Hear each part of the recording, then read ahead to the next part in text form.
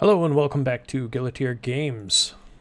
It is nighttime here in Scrap Mechanic, which is actually the best time for some underwater exploration of a very specific kind. What I want to do is show you how to get a special material called glow, and we're going to do a little automation in the process. Now, coming down here at night actually makes it a little easier to find these little guys because they're yellow and they're just a little easier to see.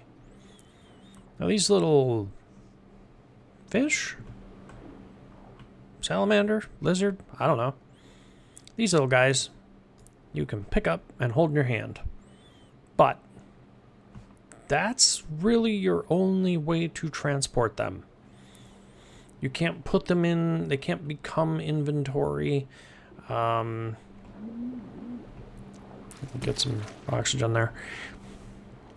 But what you can do is build a little container or wall in a section of the lake or the ocean that you're on and place them in a little area where you can effectively farm a resource. I don't know if they die if they are held out of water too long, but just in case, I'm going to make sure I keep this one submerged as we head over to our little containment area that I have built. That water jet system is actually for watering my crops and has nothing to do with this.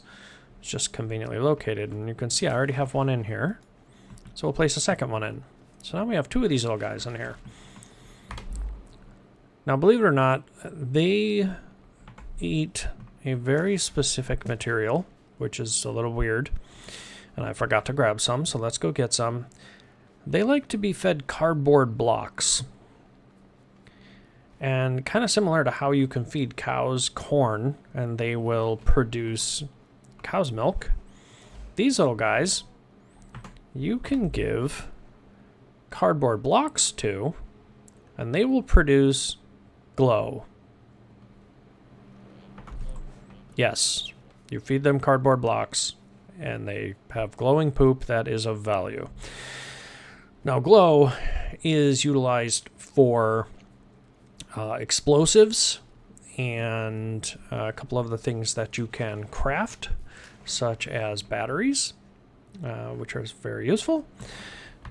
I can show you here, if we take some of that cardboard now and just place a block down, you can just barely see it. You can see he ate that.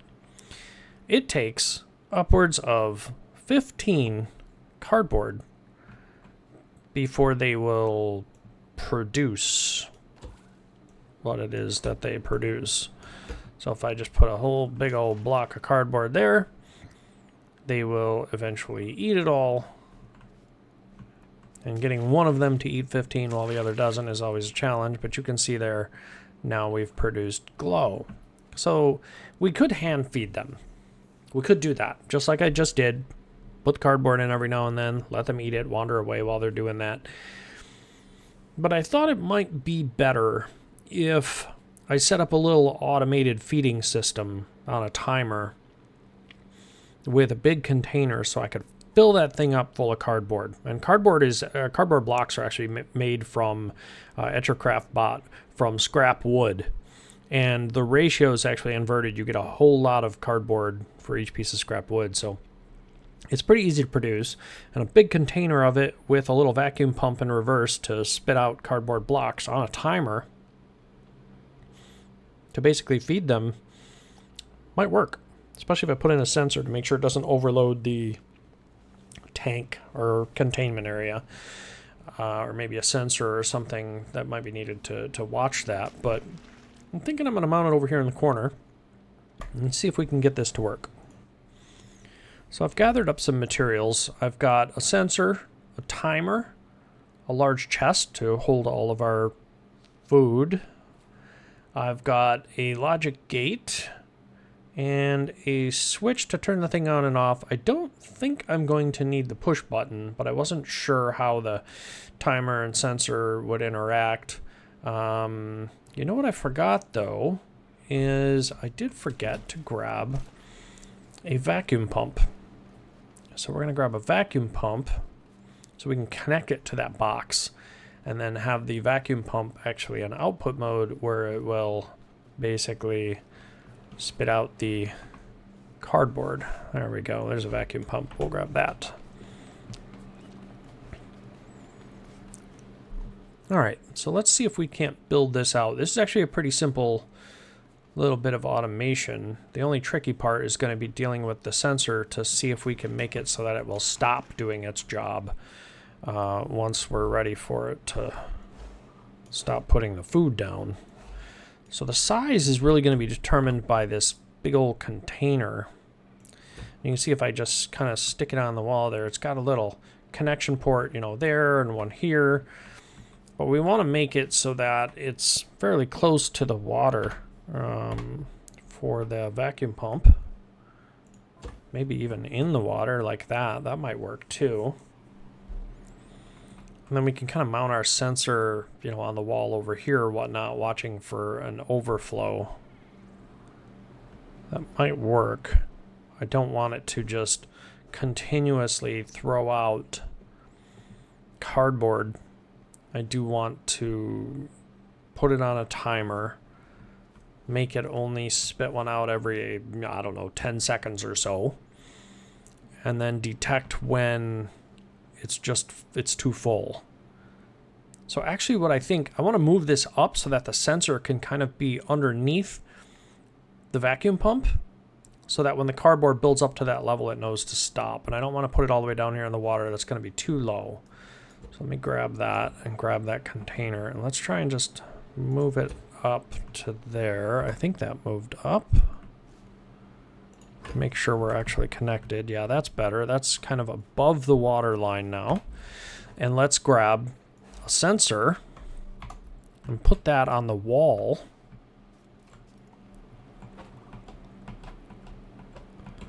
For some reason, there we go. What I don't want to do, I don't want it to trigger when we spit the cardboard out. Oh, that's a little close too. Let's move that over on this wall. Maybe there.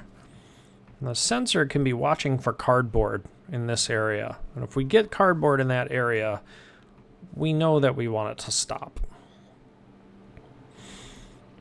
Now sensors have a limited range unless you upgrade them. I think 4 will be just fine. We're gonna... Do we want that to be a switch? We probably want that to be a switch, yes. The sound, I don't actually hear when they trigger, so I don't use the sound indicator. Let's take a logic gate and a switch. Now, switch is pretty obvious. You click the switch and that can turn a device on or off. The logic gate lets you combine inputs and do something based on that combination. And it doesn't really matter where I put the logic gate. What matters is what I connect it to. So I'm going to use my connect tool, and I'm going to say, for this logic gate, it's only going to be if the switch is on and the sensor is not detecting anything.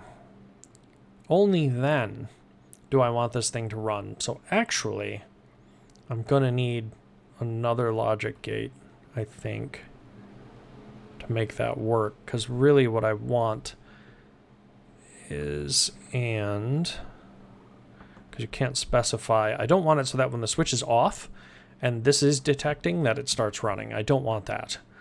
So that would be like the inverse condition of what I'm actually looking for. So I think what I really need to do, I'm going to need to think about that, because that's going to be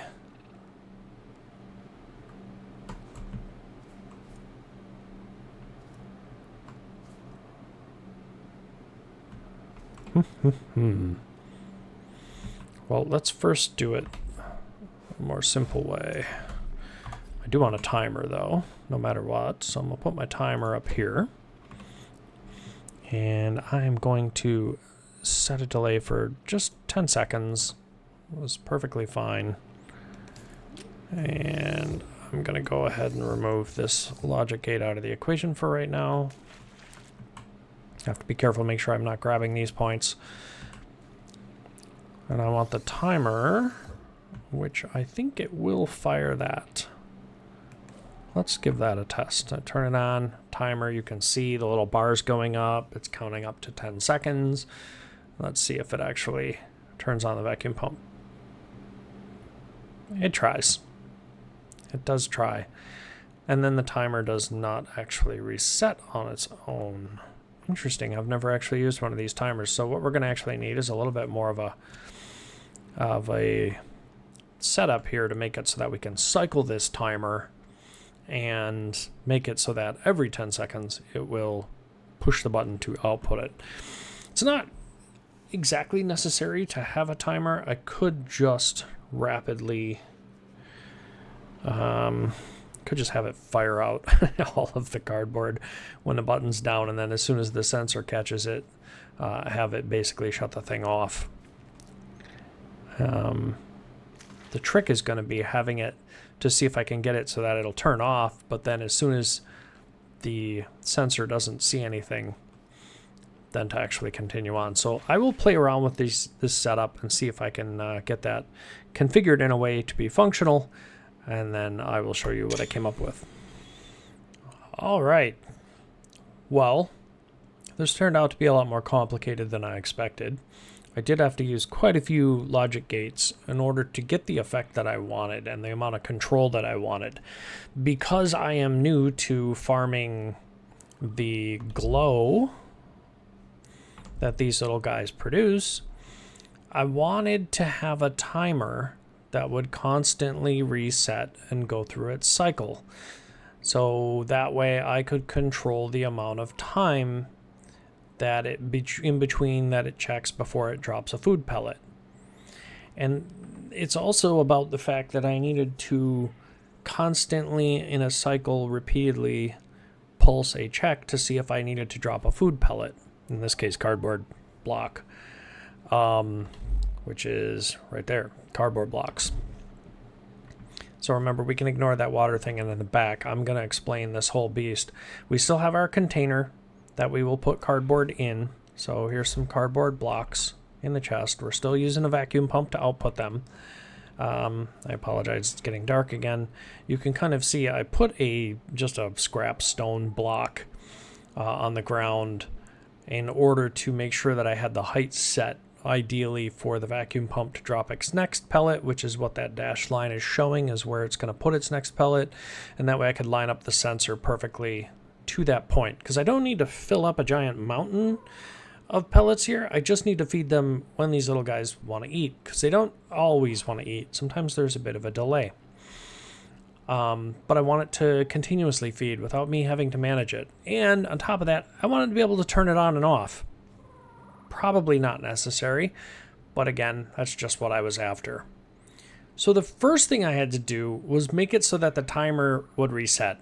And you probably saw earlier, the timer doesn't do that. It just goes up to its tick value, or seconds value, in my case 1 second, and then it just stops, stuck on, basically. So to make a timer loop, this is the logic that was required. Let's focus on these 3 logic blocks and this timer that are connected. In order to get that to function the way I wanted, I had to create an OR logic gate, an XNOR logic gate, and an AND logic gate, and the timer itself, and then connected them all in a clockwise fashion like this. Now you notice that that's not connected to this switch or any of the other logic. It's just this little loop, and all by itself it's just going to sit here and cycle. And this is what I wanted. I wanted a point I could connect to that was constantly pulsing. So in order to be able to turn this thing on and off, now I needed a switch, and I wanted to be able to turn off the whole logic and timer loop. Well, to do that, in order to make sure the switch isn't inversed, I needed to set up a NOR logic gate and connect the switch to the NOR logic gate so that that gate was always opposite of the switch. And what that lets me do is then connect here. And now that the switch is off, you can see the timer is no longer cycling. So the system is effectively off. This is always off, therefore it's off. If I turn it on, now the timer will go ahead and cycle. And back off we go. So then I take my sensor, and the sensor, we're actually looking for a negative. You know, we want to know, we want to actually fire the pellet down when this sensor is not detecting anything is there. When it detects something is there, we don't want to actually fire it off. So the first thing we had to do then was inverse the signal from this sensor. Right now it's off. There's a little green light here. It would tell you if it was sensing. And so we had to inverse that sensor such that we could then use, and that's, by the way, is using a NAND gate. There's a couple different gates you can use to inverse a sensor. This particular gate is then going to be used in an AND state to check this inverse of the sensor and the timer. That way, it will always show only on if both the sensor doesn't see anything and if the timer is saying, yes, please fire. That is what we actually want to connect to our vacuum pump. You can see there. So now if I turn this whole beast on, you heard it just fire a pellet in there. There's another one. And you can see these guys immediately start eating. And they'll just sit there and chew on that pellet. And this way, the whole system is basically not putting pellets in the tank unless there's no pellet there. And it's going to do that at a rate of approximately every 1 second currently based on the timer. And I could turn that up, but in order to keep lag under control, the more bearings and logic gates and timers and controllers that you put in the system, the more the whole system slows down a little bit. So no need to rush. Now you notice that the pump is actually kind of not firing pellets, and that's just because it ran out. As soon as we put more in, it'll start firing. And we can turn the entire feeder system off at any time if we want to. And that stops the timer loop and stops the whole thing from feeding pellets. So that is the solution I came up with. Now, the question is, how many of these little guys can I cram into this tank who can still feed? Currently, with the feeder pellets coming into the corner like that, I probably can't fit a lot of them. You can see they produce their little glow every time they eat 15 pellets. So my plan is basically produce a whole bunch of cardboard, fill this container, and just let it go. And I'm going to go catch a few more of these guys, throw them in the tank, and then we'll see what's next. What might have to happen next is I might have to spread the pellets out in order to feed more of them in the area. And obviously I got to make more cardboard right now. And if I do that, I'll probably just put a linear actuator, or a piston as it's called in this game, and just have it run along the bottom, dropping pellets out across the tank. But that's going to require a bunch more logic gates and more sensors. We'll see if that's really even worth it, or if I just put 4 guys in this tank, let them chew on the pellet and fight over it, and then I make a second tank for 4 more. It's also kind of dependent on how much glow do I really need. That I don't have an answer to yet. Anyway, it turned out to be a much more complicated logic system, and there may be some easier ways. You might be able to reduce some of these logic gates, but this was, in order to separate everything in my head and make it all work in a logical way that I could look at it and understand what each gate was doing, this is what I had to do. There might be easier ways, and if you do know of an easier way to make this whole system work, by all means, comment, but I know I could have done some weird tricks with like a motor or a controller to spin a sensor or something to eliminate the timer circuit, but then I just have to ask, like, isn't that just more resources to produce, more expensive resources? and I don't really need anything spinning in here anyway. But again, it could probably be made simpler. So I'm interested to see if anyone has any feedback on whether or not they can make a simpler system that includes all the features and capabilities that I have here. Thanks for watching.